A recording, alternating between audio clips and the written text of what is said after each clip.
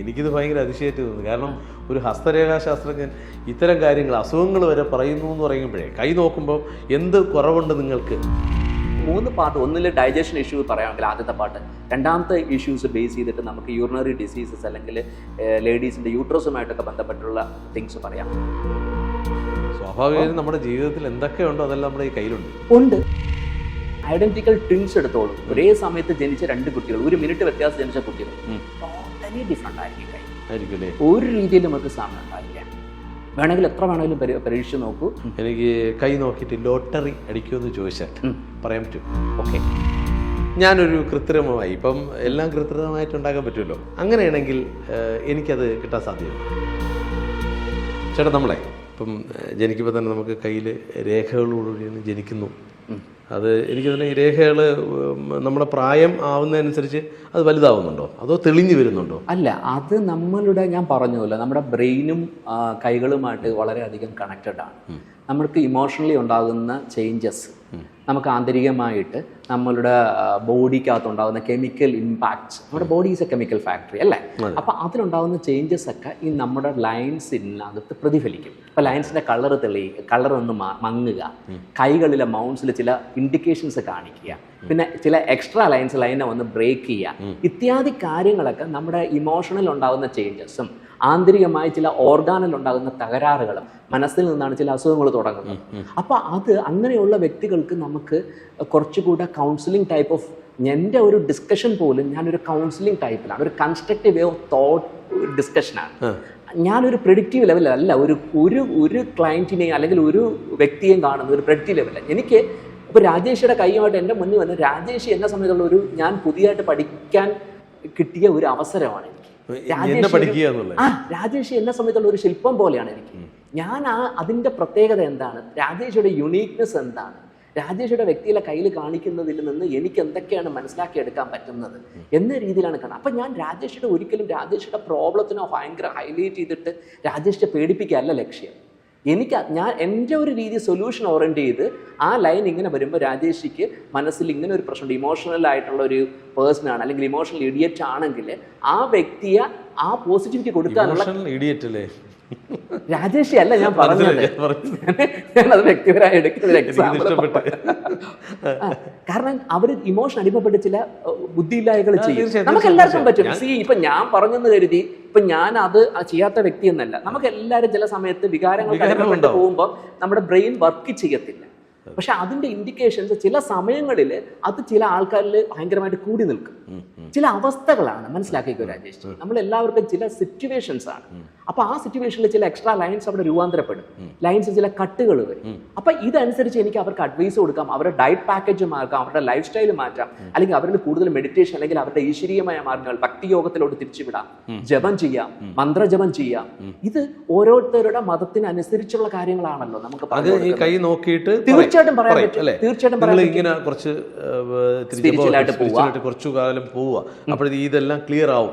അതെ, എന്നിട്ട് അവരുടെ തന്നെ ഞാൻ പറഞ്ഞു കൊടുക്കും, ഇതാണ് ലൈന്, ഇത് ഈ സൂര്യമണ്ഡലത്തിലെ ലൈനിൽ ഒരു കട്ട് വന്ന് കിടക്കുന്ന നിങ്ങൾ കണ്ടോ, അല്ലെങ്കിൽ ഒരു കറുത്ത ഒരു ബ്ലാക്ക് മാർക്ക് കിടക്കും, ഇത് പോകുന്നവരിക്കും നിങ്ങൾ ഈ പറയുന്ന പ്രോസസ്സ് ചെയ്യുക. ആ സേ ഫോർ എക്സാമ്പിൾ നമ്മളിപ്പോൾ സൂര്യമണ്ഡലത്തിൽ നമുക്ക് ഒരു ബ്ലോക്കേജ് വന്നു കഴിഞ്ഞാൽ അവർക്ക് കാര്യങ്ങളെ നോക്കിക്കാണുന്നതിൽ തെറ്റുകൾ പറ്റാം, അവൻ്റെ കണ്ണിന് അസുഖം വരാം. അപ്പോൾ അവൻ്റെ കണ്ണിന് അസുഖം വരുമെന്ന് പറഞ്ഞ പോലെ തന്നെ കാഴ്ചപ്പാട് മാറും. നല്ല വ്യക്തിയെ മോശക്കാരനായിട്ടും മോശപ്പെട്ട വ്യക്തിയെ നല്ലവനായിട്ട് ധരിച്ച് പറ്റിക്കപ്പെടലിൽ പെടാം. അപ്പം സൂര്യമണ്ഡലത്തിൽ വരുന്ന ഈ ഇത്യാദി സൈനിന് നമ്മൾ ബേസ് ചെയ്തുകൊണ്ട് ആ വ്യക്തിയുടെ ഇൻറ്റ്യൂറ്റീവ് മൈൻഡിലുണ്ടാകുന്ന അവൻ്റെ തിങ്കിങ്ങിലുണ്ടാകുന്ന കാഴ്ചപ്പാടിലുണ്ടാകുന്ന വ്യത്യസ്തത നമുക്ക് മനസ്സിലാക്കിക്കൊണ്ട് ആ വ്യക്തിയെ നമുക്ക് അടിസ്ഥാനപരമായി, ഇപ്പോൾ ആ വ്യക്തിക്ക് കണ്ണിന് പ്രശ്നം ഉണ്ടെങ്കിൽ നമുക്ക് ക്യാരറ്റ് കഴിക്കാൻ പറയാം, അല്ലെങ്കിൽ മുരിങ്ങയില അധികമായിട്ട് കഴിക്കാൻ പറയാം. കാരണം ഇത് കേൾക്കുമ്പോൾ അയ്യോ എനിക്ക് വലിയ കാശ് ചിലവില്ലല്ലോ, ഇതുകൊണ്ട് യൂസ് ഉണ്ടോ? കാരണം ഞാൻ നാച്ചുറോപ്പതിയും കൂടെ പ്രാക്ടീസ് ചെയ്യുന്ന വ്യക്തിയാണ്. ഞാൻ കൂടുതലും ഡയറ്റ് ആയിരിക്കും പറഞ്ഞു കൊടുക്കുക പലർക്കും. അപ്പോൾ പലപ്പോഴും ഈ ചെറിയ ചെറിയ അസുഖങ്ങൾക്ക് നമുക്ക് വേണമെങ്കിൽ ആശുപത്രി പോവാതെയൊക്കെ അസുഖങ്ങൾക്ക് എന്നല്ല, നമുക്ക് അസുഖത്തിന്റെ ഇൻഡിക്കേഷൻ കണ്ടുകൊണ്ട് അസുഖം വരാത്ത അവസ്ഥയിലോട്ട് കൊണ്ടുപോകാനാണ് ശ്രമിക്കുന്നത്. ഒരു ലൈഫ് സ്റ്റൈൽ മാറ്റാം. ഒരു അസുഖാവസ്ഥയിൽ അവർ ലാബിൽ പോയി ചെക്ക് ചെയ്യും, ഡോക്ടറെ കാണുകയും തന്നെ ചെയ്യണം. അതിന് നമ്മൾ ഇതുവരെ കാരണം, പക്ഷെ അതിന് മുന്നേ അസുഖം വരുന്നതിന് മുമ്പുള്ള അതിന്റെ ഇൻഡിക്കേഷൻസ് ബേസ് ചെയ്ത്, ഇപ്പൊ കാൽസ്യം ഡെഫിഷ്യൻസി ബോഡിയിൽ വരണം, എന്റെ ഇൻഡിക്കേഷൻ ബേസ് ചെയ്ത് കഴിഞ്ഞാൽ അപ്പൊ കാൽസ്യം കൂട്ടാൻ വേണ്ടി നമുക്ക് ഇപ്പൊ എള്ള് കഴിക്കാം, അല്ലെങ്കിൽ സീതാപ്പഴം എന്ന് പറയുന്ന നമുക്ക് ആ ഒരു സംഭവം കഴിക്കാം. ഇതൊക്കെ കഴിച്ചു കഴിഞ്ഞാൽ അവന് ആ ഒരു പ്രോബ്ലം സോർട്ട് ഔട്ട് ചെയ്യാം. ഇപ്പൊ ബ്ലഡിൽ RBC കൗണ്ട് കുറവ് വരുമ്പോൾ കയ്യിൽ ഇൻഡിക്കേഷൻ കാണിക്കും, നഖത്തിലെ പിങ്കിഷ് കളർ കുറയും, ഒരു വൈറ്റിഷ് ടിന്റ് കാണിക്കും. അതിൽ അപ്പൊ അങ്ങനെയുള്ള സമയത്ത് നമ്മൾ പറയും ഇത്യാദി കാര്യങ്ങൾ, ഇങ്ങനെയുള്ള കാര്യങ്ങൾ കഴിക്കുക, കുറച്ച് എക്സസൈസ് ചെയ്യുക, കുറച്ച് പോസിറ്റീവായിട്ടുള്ള സൂര്യപ്രകാശം ശരീരത്തിൽ കൊള്ളിക്കുക. ഇതൊക്കെ പറയുമ്പോൾ ചില ആൾക്കാർക്ക് നമ്മൾ ഈ പറഞ്ഞ പോലെ മറ്റേ സ്റ്റോൺ ഇട്ടില്ലെന്നോ അല്ലെങ്കിൽ വലിയ കാശ് ചെലവാക്കിച്ചില്ലോ എന്നൊക്കെ തോന്നും. പക്ഷെ ഇത് ഭയങ്കരമായ ഫലം കൊടുക്കും, കിട്ടും. എനിക്കിത് ഭയങ്കര അതിശയമായിട്ട് തോന്നുന്നു. കാരണം ഒരു ഹസ്തരേഖാശാസ്ത്രജ്ഞൻ ഇത്തരം കാര്യങ്ങൾ, അസുഖങ്ങൾ വരെ പറയുന്നു എന്ന് പറയുമ്പോഴേ കൈ നോക്കുമ്പോൾ എന്ത് കുറവുണ്ട് നിങ്ങൾക്ക്? തീർച്ചയായിട്ടും അത് മെഡിക്കൽ പാമിസ്ട്രി എന്ന് പറയുന്നത് ഇതിന്റെ ഒരു പ്രത്യേക വിഭാഗം തന്നെയാണ്. അവിടെ അസുഖങ്ങൾക്ക് മാത്രമായിട്ട് നമ്മൾ കോൺസെൻട്രേറ്റ് ചെയ്യണം. കാരണം മെഡിക്കൽ പാമിസ്ട്രിയിലൂടെ നമുക്ക് ആ വ്യക്തിക്ക് വരാൻ പോകുന്ന അസുഖ അവസ്ഥകളെ കുറിച്ച് മുന്നായിട്ട് നമുക്ക് അറിയാൻ പറ്റും. കാരണം അതുകൊണ്ടുള്ള അഡ്വാൻറ്റേജ് എന്താ, നമുക്ക് പ്രിക്കോഷൻസ് എടുക്കാൻ പറ്റും.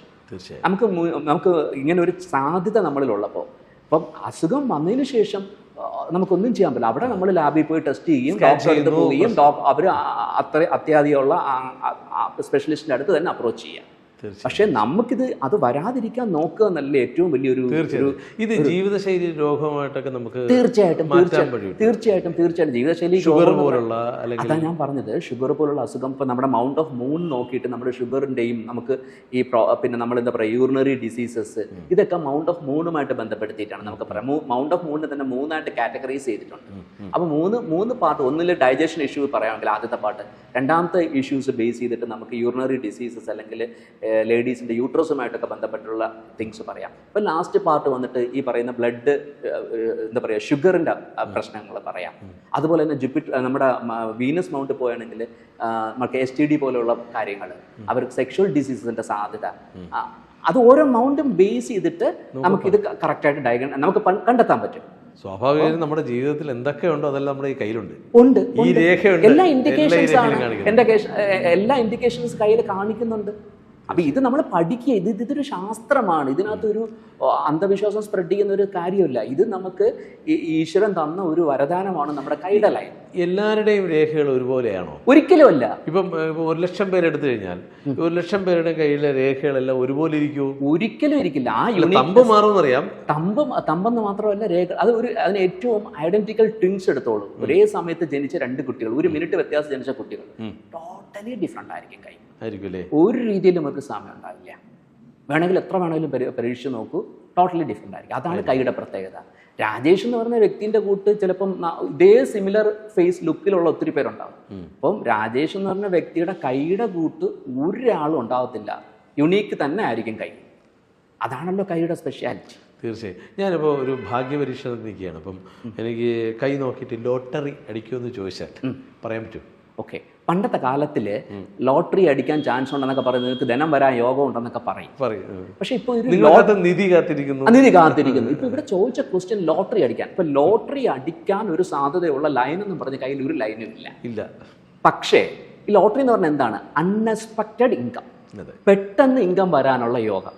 അതിന്റെ ഇൻഡിക്കേഷൻസ് ഉണ്ട്. ഇപ്പൊ സേ ഫോർ നമുക്ക് ഒരു ജൂപ്പിറ്റർ മൗണ്ട്, നമ്മുടെ വ്യാഴ വിരൽ എന്ന് പറയുന്നതാണ് നമ്മുടെ ഇൻഡെക്സ് ഫിംഗറിന്റെ താഴെ വരുന്ന മൗണ്ട്. ആ മൗണ്ടിനകത്ത് ഒരു ക്രോസ് മാർക്ക് വരികയാണെങ്കിൽ, ഇൻറ്റു മാർക്ക് പോലെ ഒരു മാർക്ക് വരികയാണെങ്കിൽ, അതിൻ്റെ ഇൻഡിക്കേഷൻ പറയുന്നത് പറഞ്ഞു കഴിഞ്ഞാൽ അവർക്ക് അൺഎക്സ്പെക്റ്റഡ് ആയിട്ടുള്ള അല്ലെങ്കിൽ പെട്ടെന്ന് അവർ പ്രതീക്ഷിക്കാത്ത ഒരു ധനം വരാനുള്ള യോഗമുണ്ടെന്നുള്ളതാണ്. അപ്പോൾ ഇൻഡിക്കേഷൻ കാണുമ്പോൾ ഞാൻ പറയാം, അപ്പോൾ അവരിപ്പോൾ ഷെയർ മാർക്കറ്റിൽ ഇൻവെസ്റ്റ് ചെയ്തിരുന്ന വ്യക്തിയാണെങ്കിൽ നമുക്ക് പറയാം പക്ഷേ ഇത് നമുക്ക് ഷെയർ മാർക്കറ്റ് ആണോ അല്ലെങ്കിൽ അവർക്ക് കടം കൊടുത്ത പൈസ ആണോ, ലോട്ടറി ആണോ എന്നുള്ളത് ചില മറ്റു മൗണ്ട്സും കൂടെ നമ്മൾ അനലൈസ് ചെയ്യണം. അപ്പോൾ അത് ബേസ് ചെയ്തിട്ട് നമുക്ക് അതിൻ്റെ പ്രോബബിലിറ്റി, ഇതൊരു ഇൻ്റർപ്രിട്ടേഷൻ ആണല്ലോ, ഇൻ്റർപ്രിട്ടേഷനാണ്. നമ്മൾ അതിനെ ആ ഒരു ക്വസ്റ്റ്യൻ ചോദിക്കുമ്പോൾ അതിൻ്റെ സാധ്യത കയ്യിലുണ്ടെങ്കിൽ നമുക്ക് പറയാം അൺഎക്സ്പെക്റ്റഡ് ഇൻകം വരാണ്, ലോട്ടറി എടുത്തോ. അയാൾ ലോട്ടറിയിലാണ് അയാളുടെ വീക്ക്നെസ് എങ്കിൽ ലോട്ടറി എടുത്തോളാം പറയും. ഷെയർസ് ആണെങ്കിൽ ഇപ്പൊ ഇൻവെസ്റ്റ് ചെയ്തോളാം പറയാം. ഡിപ്പെൻഡ്സ് അപ്പോൺ ദ, അവിടെയാണ് നമ്മൾ ലോജിക്കൽ മൈൻഡ് കൂടെ വർക്ക് ചെയ്യണം. അല്ലാണ്ട് ലോട്ടറി ആണ് ജീവിതത്തിൽ എടുക്കൂല എന്ന് പറയുന്ന എടുക്കാൻ സാധ്യതയില്ലാത്തൊരു വ്യക്തിക്ക് ഈ അൺഎക്സ്പെക്റ്റഡ് ഇൻകം വരാൻ യോഗം ഉണ്ടാകുകയും അവൻ്റെ അടുത്ത് പോയി ലോട്ടറി എടുക്കാൻ പറഞ്ഞാൽ അവൻ അതിൽ ഇൻട്രസ്റ്റ് ഉണ്ടാവില്ല. പക്ഷെ അയാളെല്ലാം കൊണ്ട് ഷെയറിൽ ഇൻവെസ്റ്റ് ചെയ്യാൻ വേണ്ടി നിൽക്കുകയാണ്. അപ്പോൾ പറയും ഇതൊരു റൈറ്റ് ടൈമാണ്, നിങ്ങൾ അതിൽ ചെയ്തോളാം. അത് നമുക്കൊരു അഡ്വൈസ് കൊടുക്കാൻ പറ്റും. ഞാനിപ്പോൾ ഒരു ഭാഗ്യപരീക്ഷണത്തിന് നിൽക്കുകയാണ്. നേരത്തെ പറഞ്ഞു ലോട്ടറിയുടെ കാര്യം പറഞ്ഞെല്ലാം പറഞ്ഞു. അപ്പം ഈ രേഖ കറക്റ്റ് ഉണ്ടെങ്കിൽ എന്ത് ചെയ്യാം, എനിക്കത് കിട്ടും, അല്ലെങ്കിൽ എനിക്ക് അതിനുള്ള സാഹചര്യം ഉണ്ടോയെന്നു അങ്ങ് പറഞ്ഞു. ഞാനൊരു കൃത്രിമമായി, ഇപ്പം എല്ലാം കൃത്രിമമായിട്ട് ഉണ്ടാക്കാൻ പറ്റുമല്ലോ. രേഖ, ഈ ടാറ്റു ഒക്കെ വെച്ചിട്ട് ഇവിടെ ഒരു കുത്ത്, ചില കറുത്ത ഡോട്ടൊക്കെ വന്നാൽ ഭാഗ്യമാണെന്നൊക്കെ പറഞ്ഞു. അപ്പം അങ്ങനെ ഞാൻ രേഖ ഉണ്ടാക്കിയെന്ന് വെച്ചോ. അങ്ങനെയാണെങ്കിൽ എനിക്കത് കിട്ടാൻ സാധ്യതയുണ്ടോ? ഞാൻ ഒരു ക്ലീശയാണെന്ന് അറിയാം, എന്നാലും അറിയണല്ലോ. ഞാൻ പറഞ്ഞത് നമ്മുടെ വിധി പ്രകാരം അല്ലെങ്കിൽ നമ്മുടെ ഡെസ്റ്റിനി പ്രകാരമുള്ള ഇൻഡിക്കേഷൻസ് ആണ് കയ്യിൽ കാണിക്കുന്നതെന്ന് പറഞ്ഞു. പക്ഷെ ഞാൻ ആദ്യം തന്നെ വേറൊരു കാര്യവും പറഞ്ഞായിരുന്നു, നമ്മുടെ ഡിറ്റർമിനേഷൻ, നമ്മുടെ നിർണ്ണയിക്കുന്ന 4 കാര്യങ്ങളിൽ നമ്മുടെ ഇച്ഛാശക്തിക്ക് അത്ര ഇമ്പോർട്ടൻ്റ് ഉണ്ട്. അങ്ങനെ ഇതിന് എനിക്ക് പറയാൻ പറ്റുന്ന ഒരു ചെറിയ സ്റ്റോറിയാണ്. ചാണക്യൻ പണ്ട് ഗുരുവിന്റെ അടുത്ത് പഠിക്കാൻ പോകുന്ന സമയത്ത് അന്ന് ഗുരുക്കന്മാര് ശിഷ്യന്മാരെ സ്വീകരിക്കുന്നത് കൈപിടിച്ച് നോക്കിയിച്ച് ആണ്. അവിടെ ജഡ്ജ്മെന്റലി അവർ എത്തുകയാണ്. കൈ നോക്കിയായിരുന്നു അവര് ഓക്കെ, നിങ്ങൾ ശിഷ്യനാകാൻ യോഗ്യനാണ്, അപ്പോയിന്റഡ് എന്ന് പറഞ്ഞ് അപ്പോയിന്റ് ചെയ്യുന്നു. അപ്പൊ ചാണക്യന്റെ കയ്യിലെ ബുദ്ധിരേഖയിൽ പ്രശ്നമാണെന്ന് പറഞ്ഞിട്ട് ഗുരു റിജക്ട് ചെയ്യുന്നുണ്ട് 1-2 ടൈം. അപ്പം ഇത് 2 പ്രാവശ്യം റിജക്ട് ചെയ്യുന്നുണ്ട്. അപ്പം ചാണക്യന്റെ ഡിറ്റർമിനേഷന്റെ ആ ഒരു പവർ കൊണ്ട് ചാണക്യൻ അവിടെ തന്നെ ഒരു കത്തി എടുത്തിട്ട് ആ ബുദ്ധിരേഖ വരേണ്ട അടുത്ത് ചാണക്യൻ സ്വയം ബുദ്ധിരേഖ വരച്ച ആ രക്തത്തോടു കൂടെ ഗുരുവിന്റെ അടുത്ത് പോയി കാണിക്കുകയും ഗുരു അദ്ദേഹത്തിന് സ്വീകരിക്കുകയും ചെയ്തു. ഇവിടെ ഞാൻ അതാ പറഞ്ഞത്, ഡിറ്റർമിനേഷൻ എന്ന് പറയുന്ന ഒരു സാധനം അത്രയും ഉള്ളിൽ തീവ്രമാണെങ്കിൽ, നമ്മുടെ ഡിസയർ അത്രത്തോളം ഉള്ളിലാണെങ്കിൽ നമുക്ക് വിധിയെ പോലും നമുക്ക് ഓവർകം ചെയ്യാൻ പറ്റും. അപ്പൊ അത് മാർക്കണ്ഡേയന്റെ കഥയൊക്കെ നമുക്കറിയാമല്ലോ. 16 വയസ്സ് വരെ ആയുസുള്ളൂ എന്ന് പറയുന്നത് സാക്ഷാൽ മഹാദേവനിൽ അഭയം പ്രാപിക്കും ചിരഞ്ജീവിയാണെന്ന് മാർക്കണ്ഡേയ മുനി, അല്ലേ? അത് തന്നെയല്ലേ, ചിരഞ്ജീവിയാണ്. അപ്പൊ എത്രത്തോളം വിധിയെ പോലും മറികടക്കുന്ന ഇച്ഛാശക്തി അവിടെയാണ്. മാർക്കണ്ഡേയൻ അറിയാമായിരുന്നു 16 വയസ്സിലെന്ന്. അപ്പൊ ഇവിടെ ചില ആൾക്കാർ ചോദിക്കുന്നുണ്ട്, ഇതെല്ലാം മുൻ വിധിച്ചതാണെങ്കിൽ അതെന്തിനു നേരത്തെ അറിയുന്നു എന്നുള്ളത്. ഇത് അറിഞ്ഞു കഴിഞ്ഞാൽ നമുക്ക് കുറച്ച് കാര്യങ്ങൾ ചെയ്യാൻ പറ്റും. ഇതിനെക്കുറിച്ച് എനിക്ക് കുറച്ചും കൂടെ പറയാനുണ്ട്, പക്ഷെ അത് പറയാം.